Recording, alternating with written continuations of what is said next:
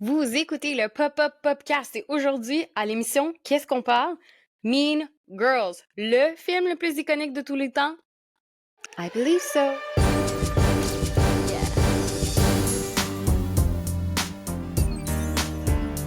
Honnêtement, dans la catégorie comédie pour les ados, il n'y a jamais rien avant ou après qui arrive à la cheville de ce film-là. Moi, ici, ce dont je veux vous parler aujourd'hui, c'est mon palmarès personnel de pourquoi c'est le meilleur film de tous les temps.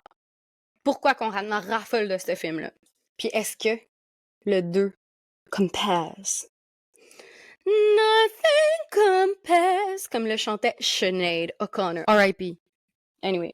Puis moi, je suis anti-remake, ok? Je comprends pas pourquoi qu'on est dans une vague. Tu sais, au début, ok, on s'est tout enjaillé, genre 2020, nostalgie, on a rien à faire, mais il y avait rien qui était nouveau. Ok, on tombait dans la nostalgie, mais c'est beau, là. On est 4 ans plus tard, là.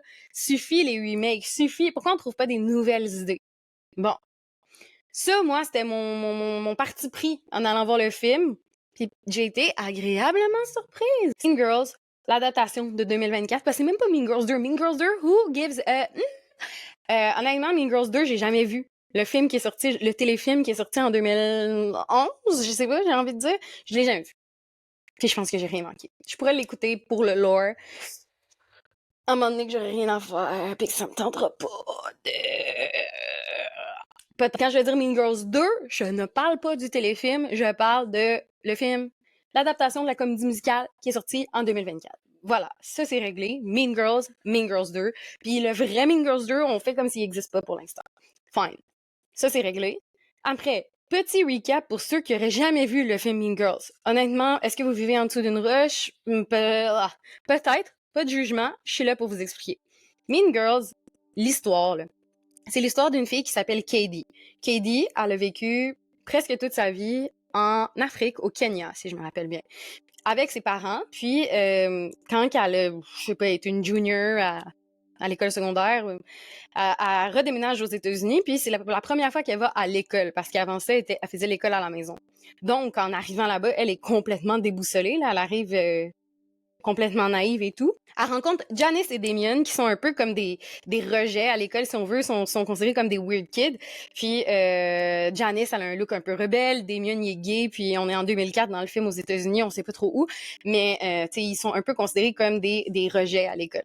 Katie, elle se lie d'amitié avec eux, puis Katie, ben, elle est très jolie, donc elle se fait remarquer par les filles populaires de l'école, qui sont 3 filles, Regina, Gretchen et Karen. Entre elles, c'est les filles les plus populaires de l'école, les plus belles, etc., qui s'appellent les plastiques, puis ils deviennent l'amie entre gros guillemets de Katie parce qu'elle est jolie puis elle attire l'attention. Puis Katie, ben, elle fait semblant d'être amie avec ces filles-là pour son amie Janice, la fille un peu rebelle. Elle lui dit « Ah oui, ça va être drôle, deviens leur amie, puis dis-nous, genre, toutes les conneries qu'elle dit, genre, on va pouvoir bien rire d'eux, etc. » Puis, ben, au fil du temps, au début, Katie, c'est pas vraiment down avec le plan. Elle les trouve vraiment gentilles, les plastiques, mais avec le temps, elle se rend compte que le monde des ados est un monde cruel, puis la chef des plastiques, c'est Regina George, la fille la plus populaire de l'école, puis elle est très, très, très méchante. Puis voilà. Tout dégénère quand que Katie, qui est très bonne en mathématiques, est tellement bonne qu'elle est dans la classe la supérieure de mathématiques, genre est avec les seniors, fait qu'elle est avec les plus vieux. Ben, elle rencontre un gars qui s'appelle Aaron Samuels, qui est beau comme un cœur, puis elle tripe dessus, mais lui, c'est l'ex de Regina George, la chef des plastiques, la méchante. Puis quand elle apprend, elle, que Katie elle a un crush sur Aaron, ben, elle veut se remettre avec lui automatiquement juste pour faire chier un peu, marquer son territoire. Puis bien, Katie, ça lui brise le cœur, ça, parce qu'elle elle avait des sentiments pour Aaron, puis ben, elle pensait que Regina, c'était son amie et tout ça. Donc, à partir de ce moment-là, elle est all-in dans le plan de Janice de comme ruiner la vie de Regina en 3 étapes faciles qui sont comme les piliers, si on veut, de sa popularité. Fait que c'est son chum, Aaron Samuels, qui est le gars le plus populaire de l'école, son corps sexy et son armée, sa fidèle armée de plastique. Donc, Principalement, elle va lui voler son chum, elle va monter ses amis contre elle, elle va la forcer à manger des barres caloriques à son insu pour qu'elle prenne du poids. Puis, ben, le plan va marcher, puis Katie va devenir la nouvelle chef des plastiques, si on veut, la fille la plus populaire de l'école. Elle va prendre la place de Regina. Puis, elle devient vraiment un clone de Regina, elle devient elle-même une fille méchante. Donc, c'est un peu la morale de l'histoire que ça sert à rien... de devenir, vaut mieux rester soi-même, vaut mieux rester gentil, etc. Tout culmine par une scène iconique dans laquelle toutes les filles, parce que, ouais, bref, les filles sont tellement méchantes, les plastiques, qu'elles ont un livre qui s'appelle le Burn Book, dans lequel, c'est comme un scrapbook dans lequel il y a toujours toutes les gens de l'école, puis ils écrivent comme des rumeurs, des potins, des trucs méchants sur toutes les gens. Puis Regina, quand elle s'est fait voler sa place, Katie a pris sa place en tant que la fille la plus populaire de l'école. Ben Regina était tellement fâchée qu'elle a fait des photocopies du burn book qu'elle a distribué dans l'école. Puis là, ben tout le monde a vu tous les potins, puis ça a éclaté, ça a fait une guerre générale pour toutes les filles. Puis toutes les filles ont été en punition. Ultimement, à la fin, la morale, c'est vraiment ça, c'est que ça sert à rien d'avoir des clics, ça sert à rien d'essayer d'être plus cool qu'un autre, ça sert à rien d'inventer des rumeurs, ça sert de blablabla. Donc ça, c'est l'histoire de base de Mean Girls. Aujourd'hui, j'ai décidé de vraiment faire un deep dive, de vraiment me plonger dans les vraies raisons, outre toutes les citations. Comment ça se mesure à l'adaptation de 2024? Alors, je sors mon burn book personnel dans lequel j'ai dressé ma liste. Donc, il n'y a pas d'ordre. Mon palmarès n'a pas de palmarès. Il n'y a pas d'ordre. Il n'y a pas de... C'est pas numéro 1, numéro 2, numéro 10. Ou peut-être que ça l'est un peu inconsciemment, mais not really. Alors, je me lance. Yeah. Première raison. Je viens de dire qu'il n'y a pas de numéro. Je suis là. Première raison. Non. Le gilet A Little Bit Dramatic de Regina. OK? Regina George, impeccable. Belle. Fashion. Féminine. Elle porte un tank top, un gilet, une camisole, je sais pas comment dire, que c'est écrit A Little Bit Dramatic, un petit peu dramatique, en rose dessus. Je pense que j'ai besoin d'un backstory au complet sur ce gilet-là. I need it. Je le veux. Dans toutes les couleurs, dans toutes les tailles, dans tous les genres, un crewneck, un truc, un machin, j'en ai besoin. Pourquoi? Premièrement, c'est genre un euphémisme, là, a little bit dramatic. Oui, t'es un peu dramatique, Regina, là, comme... Le moment, c'est parce qu'elle porte aussi allègrement dans la promo, as they should, comme dans le sens que ça n'en dit long sur... Tu sais, déjà, tu la vois, est belle, est blonde, nanana, puis là, elle a ce gilet-là.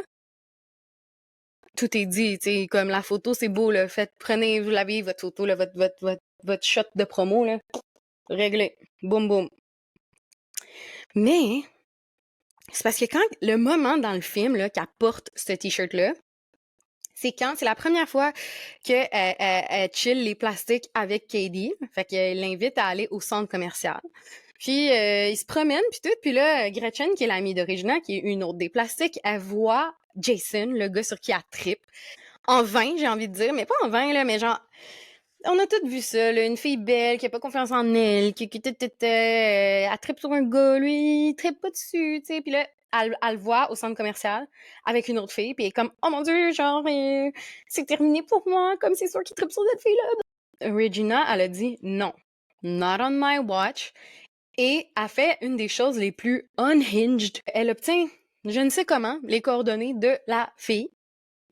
À téléphone, ding, ding, ding, c'est sa mère qui répond. On est l'époque pré-cellulaire, tu sais. On appelle à la maison.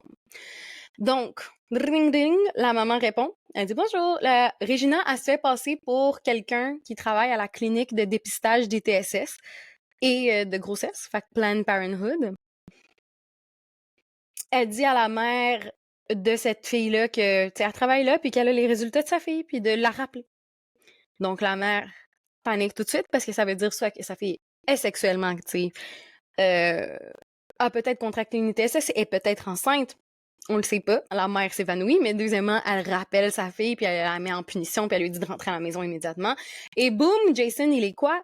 Pas avec cette fille-là. Ils sont pas ensemble dans leur date, de un. Et de deux, je pense que la mère va resserrer les règles parce que elle a reçu un appel de Planned Parenthood et ça ne fait pas son affaire. Alors, est-ce que ça, c'était a little bit dramatic? À vous de juger. personnellement, unhinged behavior. Pour une fille de quoi, genre 16 ans, 15 ans dans le film, hein? Et c'est même pas pour elle-même, genre, ok, peut-être, genre, des fois, j'ai vu de la rage féminine, là, du female rage, mais c'est même pas pour elle, c'est pour son amie Gretchen, que la moitié du temps, elle a l'air de l'haïr, genre. À vous de juger. Dans le 2, maintenant, si on compare, ils font écho à ce gilet-là, donc, je pense que mon choix est juste, puisque, dans le 2, elle ne porte pas le gilet A Little Bit Dramatic, à mon grand désarroi. Toutefois, il y a de multiples shout-outs. Le premier, dans la chambre de Regina, il y a un signe néon qui est écrit Dramatic, duquel j'étais en raffolation extrême. J'en ai besoin d'un pour mettre dans mon walk-in. Et quand elle crie et écrit dans le burn book, genre cette fille est une salope, je sais pas quoi, elle porte un crewneck où c'est écrit Dramatica. Ok, per Duolingo Spanish Vibe, yeah. J'ai besoin de ce crewneck-là. Si quelqu'un le trouve, s'il vous plaît, envoyez-le-moi. I need it. I need it. Dramatica. En plus, je suis rendue, genre, j'ai un streak de genre 300 jours sur Duolingo en espagnol. Et je suis allée en Espagne cet été. I feel like I deserve it. Mais bon, c'était mon premier point. Deuxième point, la playlist. La playlist de Mean Girls, c'est une capsule temporelle du début des années 2000. C'est tout ce qu'il y a de mieux de la girly pop de cette époque-là. Il y a pas de Britney Spears dans la playlist, fine. Dans la soundtrack, je devrais dire. Comment on dit? La trame sonore. La trame sonore. La trame sonore est iconique. Première affaire, c'est une trame sonore 100% girl power. Toutes les tunes sont chantées par les filles. En 2004, in this economy, non, mais sincèrement, je pense que le monde, ils comprennent pas que comme, ok, maintenant, on est tous genre, ouais, diversité, machin, mais en 2004, 100% filles. What a slay. Anyway. Donc, déjà, il y a évidemment Milkshake, que tout le monde connaît, là, qui est... C'est pas juste elle, pouvez-vous croire? On parle tout le temps d'elle, mais il y a pas juste elle! Premièrement, il y a une tune qui joue pendant tout le film, à chaque fois que c'est comme pour montrer que, genre, Katie Heron, Lindsay Lohan, est, genre, plus intelligente que les autres, puis comme, elle vient de l'Afrique, genre, fait comme... She's pure, tu sais. Comme, elle vient d'Afrique, tu sais. J'ai pas trop compris pourquoi, là, mais à chaque fois, ils sont comme « Ah mon Dieu, cette fille-là, elle vient d'Afrique. » Bref, à chaque fois qu'il y a un moment, genre, un peu deep, pour montrer que, comme, Katie, elle a un bon cœur pis tout, c'est la même tune qui joue. C'est Built This Way. Built This Way, entre parenthèses, slow remix. Je raffole de cette tune-là. Honnêtement, ça me parle dans mon girlhood, genre. Je peux pas mieux l'expliquer que ça. Comme, quelle bonne tune pour justement exprimer le fait que she's different, genre cette fille-là, comme est deep, genre. Mais ça me fait sentir comme si je suis deep, ça me fait sentir comme si j'ai des émotions, ça me fait sentir comme si je suis jeune. Tune parfaite. Honnêtement, tune parfaite qui a besoin de plus de reconnaissance. Et une de mes parties préférées du lore Mean Girls, c'est que c'est qui chante cette tune-là? Samantha Ronson. Qui? Samantha qui? OK, ceux qui étaient accros des tabloïds dans les années 2000, vous vous souviendrez de Samantha Ronson comme d'une DJ. Je mets des guillemets parce que moi, c'est comme ça que j'ai su c'était qui. Mais semblerait-il qu'elle est dans une famille un peu de nepo baby, de musique. Bref, cette fille-là, elle a sorti avec Lindsay Lohan, genre en 2008, genre après le film, là, des années après le film. Est devenue la blonde de Lindsay Lohan. Lindsay Lohan qui est Katie Heron dans Mean Girls, la personnage principale. Et Lindsay Lohan qui était genre la hit girl de ce moment-là dans tous les tableaux. Et elles ont sorti ensemble pendant des années. Elles ont été un couple tumultueux qui a beaucoup fait la manchette, mais elles ont surtout été un des premiers couples lesbiens comme mainstream, si on veut, cri dans le ciel, genre. La fille a fait la toune, bam, des années plus tard, sortent ensemble, j'en raffole. Icons only. Bref. La toune Bombast Intro de Missy Elliott. parfait pour ça. Comme c'est genre bum bum bum tch, bum bum bum. Moi je trouve que ça set tellement le ton. Ça set tellement le ton puis en plus on dirait que ça fait vraiment écho à l'espèce de vibe genre de genre jungle, c'est l'école secondaire. Bref, tune parfaite pour ça. Et finalement, petit fun fact, je regardais le film récemment. La scène. Ben, tu sais, c'est difficile de dire là quand on parle de Mean Girls parce que toutes les scènes pourraient être la scène. Mais la scène dans laquelle qu'on voit toutes les clics là, à la cafétéria quand ils expliquent genre, OK, ça c'est la table de ci, de ça, de ci. Puis qui... Dun, dun, dun, dun, dun. Hey! La toune de Futurama, man! L'émission Futurama! C'est la même toune! Fait que la playlist, un personnage en soi. Le 2, ben, j'ai une chose à dire. C'est une comédie musicale. Ouais, c'est une comédie musicale. Comprenez-en ce que vous voulez. Moi, ce que j'en comprends, je n'aime pas les comédies musicales. Aussi, j'étais ouverte. Je suis allée avec un esprit ouvert. Je me rappelle d'aucune tune.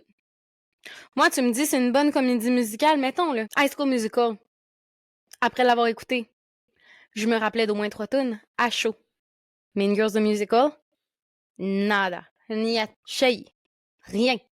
Il pourrait avoir au moins un banger, mais il y en a 0.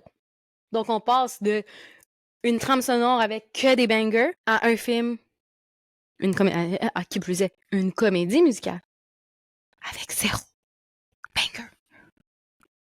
Inacceptable. Ça résume ce que j'avais à dire sur le propos. Next. Yeah. Une des choses iconiques dont on ne parle pas assez, c'est le fait que un des storylines majeures, c'est que Katie, elle nourrit Regina de Kelton Bar, qui sont des barres caloriques que la mère de Katie donnait aux enfants en état de malnutrition pour qu'ils prennent du poids puis qu'ils soient en meilleure santé. Ben, elle donne ça à Regina pour lui faire prendre du poids dans l'objectif de casser son corps de rêve en lui faisant prendre du poids. Mais Regina, la raison pour laquelle elle accepte de manger les dites Kelton Bar, là vous me direz, elle a juste un lire dessus, c'est écrit en suédois, elle ne parle pas suédois et elle n'a pas le Google Translate à portée de main comme nous, là. Vous comprenez? Alors, elle les mange. Et elle prend du poids. Elle ne peut plus rentrer dans sa robe pour la graduation. Elle ne peut plus porter ses vêtements chics. C'est d'ailleurs pour cette raison qu'elle se fait exclure de la table des plastiques parce qu'elle porte un tracksuit. Elle porte un tracksuit. Et ce n'est pas la bonne journée pour porter un tracksuit. Donc, Gretchen lui dit la fameuse phrase « You can't say that !»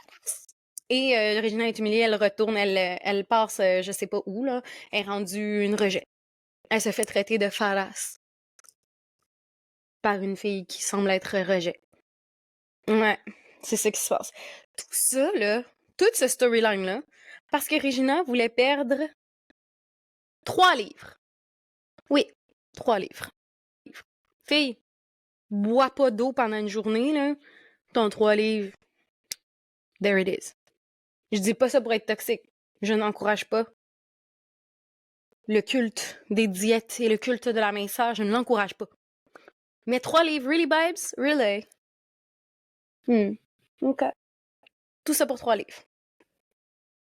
J'ai pas envie de dire qu'elle l'a cherché, mais dans le 2, l'histoire des 3 livres est encore là. À ma grande surprise, parce que qui dit 2024 dit également, je me demandais vraiment comment il allait faire avec cette question-là, du fait que Regina qui veut prendre du poids. Surtout qu'on sait que ça l'a fait polémique. Genre, le monde était comme René Rapp, qui joue Regina George dans le 2. Il était comme, non, mais elle est pas mince, puis genre, un des storylines, c'est qu'elle perd, elle gagne du poids, nan. Puis j'étais juste comme, meh. Who even cares? C'est pas grave, ça fonctionnait pareil. Elle veut encore perdre 3 livres, donc elle mange les Kelton Bar à son insu. Et elle continue de prendre du poids. Commentaire plus général que je comprends pas pourquoi qu'ils ont contourné beaucoup de thématiques, qu'ils ont contourné des thématiques fortes. Pourquoi? Tu sais? What was the reason? What was the reason? Je comprends pas parce que c'est encore des choses qui sont réelles. C'est-à-dire, oui, il faut moins adhérer à la culture des diètes, il faut moins, tu sais, toutes ces choses-là, tu sais, le wokisme a sa place là, pour nous faire prendre conscience de des choses. Sauf que je pense que ça fait encore partie de la réalité adolescente que de vouloir plaire aux garçons, que de pas être certain ou certaine de sa sexualité, de vouloir plaire à tout prix, que ce soit par le culte de la minceur, que ta. Fait que, ouais, mais ça me laisse un peu sur ma faim le fait qu'on ait contourné beaucoup de ces choses-là dans le 2. Mais le 3 livre est encore là. Parce que c'est tellement le cadre, tout ça. En tout cas, j'arrive pas à croire qu'un des storylines majeurs découle d'une volonté de perdre 3 livres. Comme littéralement, moi, je mange genre très mal, puis à l'heure donné, dans ma vie, genre, je mange une salade pour dîner, puis je suis comme... Littéralement, je suis genre, My name is Bella Hadid. Fait comme, Regina! Pourquoi les Kelton... En tout cas, une des raisons pourquoi que Mean Girls aussi est vraiment iconique, c'est parce que c'est une adaptation d'un livre, mais pas n'importe quel livre. Non, on n'est pas dans du J.K. Rowling adaptation Harry Potter et la Coupe de Feu, là. Non. On parle ici là, du livre Queen Bees and Wannabes, donc les reines abeilles et celles qui veulent l'être. Là. Une traduction libre par moi. Mais c'est pas un roman de fiction. C'est littéralement un livre, genre un peu de psychopop, qui s'adresse aux parents de jeunes adolescents. Jeune adolescente en plein as. Ça s'adresse aux parents d'adolescentes qui sont comme dépassés par les événements, genre ils savent pas comment comprendre leur ado puis tout ça. Puis ben le but avec ce livre-là, c'était vraiment de permettre aux parents de comprendre les priorités des adolescentes, la réalité dans les années 2000, c'était comment, les garçons, les cliques, les amis, tout ça. Puis donc ce livre-là est sorti pour ça. Et Tina Fey, celle qui a écrit le film, ben, c'est elle qui a proposé d'en faire une adaptation. Elle trouvait que c'était assez intéressant en termes de contenu. Visiblement, ça devait vraiment être un bon livre parce que ben, j'ai jamais vu une œuvre de fiction, surtout dans les années 2000 où est-ce que comme les trucs pour ados, c'était genre il faut être gentil, dites-moi la drogue, bien. Puis là, c'était tellement là. On se reconnaissait tellement, c'était tellement sans filtre, c'était la réalité d'ado, exagérée certes, mais quand même. Donc, original quand même, là. On adapte un livre de psychopop. J'en raffole. Puis, ben, pour le 2, c'est la même histoire. Adapté du même livre. D'ailleurs, dans ma recherche, j'ai vu que le livre a été réédité pour inclure, genre, toute la cyber-intimidation. Juste une mise à jour, là, sur le fait qu'on est rendu dans les années 2020. Puis il y a des nouvelles réalités et tout ça. Puis, ben, le 2, je pense qu'il y a bien... Il a bien intégré ces réalités-là de justement de cyber-intimidation, de comment les médias sociaux viennent changer la donne un peu, etc. Donc, mad props à l'autrice, auteur, psychologue, docteur, on ne le sait pas, qui a écrit Queen Bees and Wannabes, mais surtout à Tina Fey d'avoir eu l'audace d'adapter une œuvre qui n'était pas de fiction en œuvre de fiction et humoristique qui plus est. Go girl! Une des choses les plus drôles. Je suis allée dans des trucs un peu plus nichés, mais là, je suis dans les grandes thématiques. Une des meilleures choses de Mean Girls, c'est l'humour. L'humour acerbe. C'est un humour vraiment edgy, et je trouve qu'il est représentatif des adolescents. Les adolescents, en général, ils ont moins conscience, c'est-à-dire, là, je sais que on pense que les Gen Z, le Gen Alpha, je sais pas quoi, ils vont sauver le monde, puis c'est sûr que leurs valeurs sont différentes, mais l'expérience adolescente, c'est expérimenter, essayer des choses, apprendre, trouver son identité, tout ça. Puis je trouve que ça fit avec l'expérience adolescente, puis c'est pour ça que l'humour de Mean Girls était tellement bon. Par exemple, elle dit, Regina George a dit allègrement le mot retardé. Comme telle personne is retarded. On ne dit plus ça vraiment aujourd'hui, mais il doit y avoir d'autres termes, tu sais, que on aurait pu utiliser puis tout ça. Fait que le fait qu'il ait enlevé ça complètement, cet humour-là, ils ont fait des jokes extrêmement drôles, honnêtement. Ben, extrêmement drôles. Je pense que j'en mets un peu, là, mais ils ont fait des jokes vraiment bonnes. C'est-à-dire que la majorité des jokes ont été changés dans Mean Girls 2. Puis elles sont bonnes. C'est Tina Fey qui les a écrits, puis c'est une femme qui est drôle. Mais ça a quand même perdu beaucoup de son edge d'humour, puis je trouve que c'est une des choses qui étaient les plus marquantes, les plus uniques de ce film-là, c'était que c'est un humour acerbe. puis on a perdu ça parce qu'on a peur de vexer ou je sais pas quoi, mais tu sais, les gens, les jeunes, là, on est unhinged, là. Genre, c'est-à-dire même les plus jeunes que moi, tu sais, il n'y a qu'à aller que sur TikTok, là. Les gens, les types de commentaires qu'on fait, c'est-à-dire, oui, on est plus conscient du racisme, du sexisme, plein d'affaires, mais ça change pas que on est capable d'en rire, on est capable de comprendre quand que c'est de l'humour, etc. Tu sais, une des meilleures blagues de Mean Girls est comme genre 3-4 minutes après que le film soit commencé, vraiment au tout début, c'est quand Katie, qui arrive fraîchement du Kenya, elle arrive à l'école, puis ben, le directeur dit « Aujourd'hui, on accueille une nouvelle élève en direct d'Afrique. » Puis Tina Fey, la professeure de la classe, elle regarde une élève qui est noire et qui a des Bantu knots. Bienvenue aux États-Unis, tu sais. Puis la fille, elle la regarde super croche comme genre... là, je viens du Michigan, genre, ça l'a pas... Genre, c'est pas moi, tu sais. Parce que, justement, Tina Fey, elle a assumé que c'était elle à cause de son look, etc., alors que c'était Katie. Puis elle rit d'elle-même et comme ah fuck, je suis conne, tu sais, d'avoir fait ça. Justement, d'aller là, c'est tellement drôle, c'est vraiment représentatif d'un humour adolescent tant qu'à moi. Puis c'est ce que je trouve qui est un peu dommage, qu'on ait perdu de ça. J'ai trouvé très drôle, là. Mean Girls 2, pareil. Pareil. J'ai oublié quelque chose de majeur. J'ai oublié de parler les insights d'ado des années 2000. Cette pression-là, genre d'être sexy à l'Halloween, honnêtement, tu sais, là, on en parle souvent, on en a ri souvent aussi. Puis il y a aucun mal à vouloir être sexy non plus, là. J'endosse. C'est vrai que l'Halloween, c'est plus la fête de l'horreur, c'est la fête d'être sexy puis cruiser. Et what a say. Aussi, une de mes scènes préférées de Mean Girls 1, qui malheureusement n'a pas été reproduite dans le 2. C'est la pagaille totale dans l'école. Genre, on dirait une véritable jungle sauvage. Les filles sont en train de se battre, il n'y a rien à faire. Puis le directeur de l'école, il fait ni une ni deux, bim boum. Il pogne une batte de baseball et il décide d'activer les gicleurs. Fait que là, toutes les filles sont arrosées, puis là, toutes les filles sont genre... Elles crient, elles mettent leurs mains sur leur tête, genre, c'est la seule chose dans le fond qui les arrête, là. Il y a eu plein d'avertissements, il y a eu plein de rien, mais c'est vraiment une fois que les gicleurs sont partis, c'est là que les filles, finalement, arrêtent de se chamailler, parce qu'elles sont comme, ah, mes cheveux, mon maquillage, nan. Et je raffole de ça, c'est tellement subtil, mais en même temps, tellement vrai que dans une école secondaire, tu mets de l'eau, là, tout le monde capoterait d'une seconde à l'autre, puis en plus, en année 2000, quand il fallait que nos cheveux soient plus plats que plats, genre, loved it. Une autre affaire extrêmement importante dans Mean Girls, c'est un insight d'ado intemporel. Le fait que Katie, Aaron, Lindsay Lohan et Angourie Rice dans le 2. Katie est vraiment bonne en mathématiques. Elle est vraiment bonne en mathématiques, donc elle est dans la classe des seniors alors qu'elle, elle est une junior. Et à cause qu'elle veut que Aaron s'intéresse à elle fait exprès d'avoir l'air plus conne.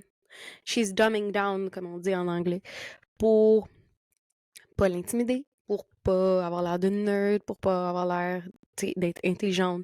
Dans les maths, qui est un sujet plus de gars, dans les clichés, je veux dire, évidemment, tu sais, les maths, les sciences, c'est pour les gars, puis le reste, c'est pour les filles. Fait qu'elle est vraiment forte en maths, puis elle fait exprès d'avoir l'air d'une pour lui demander de son aide pour qu'il puisse voler à son secours. Puis après, ben, littéralement, à foire ses examens par exprès pour que ça soit crédible, son mensonge d'être poche en maths pour que Aaron Samuels l'aide. Qui, lui, est actually poche en maths. C'est un apprentissage, malheureusement, dans notre société en tant que... la société.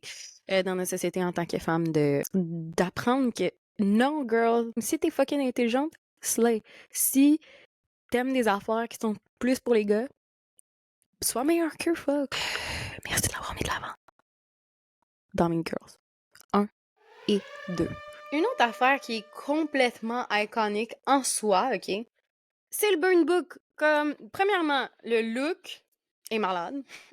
Mais aussi, j'ai vu beaucoup de choses dans ma vie en tant que personne sur les médias sociaux et aussi en tant qu'adolescente. Je l'ai vécu, là, genre, fait vécu. Je n'ai vu de l'intimidation, de la cyber-intimidation, j'ai vu du slut-shaming, j'ai vu bien des choses. Mais ce que je n'ai jamais vu, c'est un livre complet, un scrapbook, même pas un livre, un scrapbook avec des photos imprimées, avec des petits dessins, avec des insultes, avec tout. Genre, I'm sorry, but qui a le temps pour faire ça? Visiblement des adolescentes méchantes, mais comme de dedication. Tout ça pourquoi? Pour hater, genre. Là, ils s'en vont développer. Hey, on est avant l'ère du numérique en plus dans ce moment-là. Là. Comme. Où qu'ils pognent leurs photos, genre des gens? Expliquez-moi. Ils s'en vont, genre, aux gens coutus faire développer leurs photos de gens qu'ils aiment pas. Très, très, très étrange. Je sais qu'on peut être méchant quand on est ado, mais comme. A whole scrapbook. I mean, really? Weird. Bref. Le burn book. Dans le 2, j'étais comme, comment ils vont faire avec le burn book? Ça va-tu être comme un blog, genre? Parce que des blogs, ça, j'en ai vu. Oh, ça, j'en ai vu. J'ai été victime de blog shaming. Oh, oui, malheureusement. Dans le 2, comment ils ont amené ça? C'est qu'ils ont dit, ah oui, je me rappelle, c'est la semaine qu'on avait tous nos cellulaires étaient confisqués. Crédible. C'est correct. Je leur donne. Et je suis très contente de voir que le burn book était toujours d'actualité. La preuve, je l'ai refaite moi-même. Sauf que moi, ce n'était pas pour hater, c'était pour prendre des notes pour ce super podcast. Yeah. Pourquoi Mean Girl est le film le plus iconique de tous les temps? L'impact. Le film est sorti, tout le monde était comme « Oh my God, Slay, Icon, raffolation extrême, blablabla. » Déjà, il y avait 2 It Girls dedans. Lindsay Lohan, qu'on se rappelle est passée d'enfant chéri de l'Amérique à enfant wild de l'Amérique dans ce moment-là. Rachel McAdams, la reine des rom-coms, qui a fait The Notebook la même année d'ailleurs, donc grosse année pour elle. Tina Fey, SNL Royalty. Amy Poehler aussi, qui est dans le film, qui est la mère de Regina dans le film. L'impact que ça a eu, il est incommensurable, honnêtement, que ne serait-ce que par toutes les quotes que tout le monde sait, ne serait-ce que le 3 octobre, parce que dans le film, Katie a dit à un moment donné qu'elle parle de plus en plus à Aaron. Exemple, un jour, le 3 octobre, il lui a demandé quel jour on était, et elle de lui répondre « On est le 3 octobre ». Donc le 3 octobre qui est devenu Mean Girls Day. The impact. The influence. Honnêtement, what a slay. Après, t'as aussi... crème, ils ont fait une fucking... une comédie musicale sur Broadway. Pas une petite comédie musicale qu'ils ont faite dans le champ, là. Sur Broadway. Broadway. En plus, c'est le chum de Tina Fey qui a écrit la musique. We love a power couple. La comédie musicale était extrêmement bien cotée. Ils ont été nominés pour genre une trolley de Tony Awards, les Tony Awards étant l'équivalent des Oscars pour les comédies musicales. C'est quand même capoté. Puis le fait que là, on est comme, honnêtement, on dirait que c'est genre la matrice, mais c'est comme, il y a un film qui est iconique. Ils ont fait une comédie musicale adaptée du film iconique, et ensuite ils ont fait un film adapté de la comédie musicale adaptée du film iconique. Vous me suivez? Ça, c'est du iconique. J'ajoute un autre niveau. Ariana Grande, la chanteuse, elle a fait, je sais plus en quelle année, là. Avant la pandémie, il me semble. La tune quoi? Thank You Next. Dans son vidéoclip, elle fait écho à plusieurs films des années 2000 vraiment iconiques, dont, évidemment, Mean Girls, dans lequel, d'ailleurs, on a le véritable Aaron Samuels du 1, qui est là. Il fait un caméo. Et on a la fameuse scène au concours de talent de Noël. Et, quatrième niveau de référence, on a Damien dans Mean Girls 2 qui, durant le talent show, dit « Thank you, next ». Donc, on a une scène qui fait référence à un vidéoclip, qui fait référence au film. Oh fuck, même moi je suis mélangée, mais vous comprenez qu'est-ce que je veux dire là? On a un film qui a été adapté sur Broadway, qui a été adapté dans un autre film, et parallèlement dans le même univers, une pop star qui a fait un vidéoclip, et là on fait référence dans le film sur le comédie musicale sur le film. au vidéoclip. Bref, moi aussi je suis mêlée, mais The Impact. Le saviez-vous? Fun fact du jour. Mariah Carey, la seule, l'unique Mariah, que c'est une turbo méga fan de Mean Girls, mais en même temps, j'ai pas de la misère à le croire parce qu'elle-même, elle a la réputation d'être une véritable Mean Girl dans la vraie vie, si vous voyez ce que je veux dire. Eh ben, elle, c'est une méga fan et elle a fait la tune Obsessed. I was like, why are you so obsessed with me? So, Eh bien, c'était un hommage direct à Regina George. Fait que tout ça pour dire que comme tous les produits dérivés de Mean Girls, I'm here for it. C'est quand que vous avez vu, honnêtement, là, je vous pose la question très sincèrement, pour les girls surtout, puis les girls de mon âge, c'est rare qu'on a laissé autant shiner une œuvre presque 100% féminine, j'ai envie de dire, parce que oui, le réalisateur était un gars, blablabla, peu importe. Mais comme le sujet est extrêmement féminin. Toutes les espèces d'insights qui en ressortent, en fait, tous les sujets qui sont traités sont extrêmement féminins. Tout est rose, la musique, genre, honnêtement, c'est pas du 100% féminin, but it's giving 100% féminin. En 2004, how cool, how edgy, j'en raffole. Non seulement, genre, tout l'aspect féminin de la chose, mais aussi l'aspect adolescente de la chose. Parce que s'il y a quelque chose que tout le monde collectivement déteste ensemble, ce sont les adolescentes. La preuve, tout ce que les adolescentes aiment, c'est automatiquement brandé comme stupide, tout des trucs négatifs. C'est comme la consécration de l'adolescence au féminin. Puis c'est trop bon. Il raconte l'expérience adolescente féminine. Et en même temps, en ayant de l'empathie pour... C'est pas juste du genre, OK, tu te maquilles tes poupounes, OK, tu veux plaire aux garçons, puis fait que t'es une mauvaise... Non, vraiment pas. C'est juste que... Reste fidèle à toi-même. Puis essaie de pas être méchante. Ou si t'es méchante, avoue-le. Mais bon. Donc, mon bilan personnel, c'est que le Mean Girls 1 est plus drôle, plus edgy. Aussi, l'histoire se suit plus. Les personnages sont plus attachants, à part quelques-uns qui, dans le 2...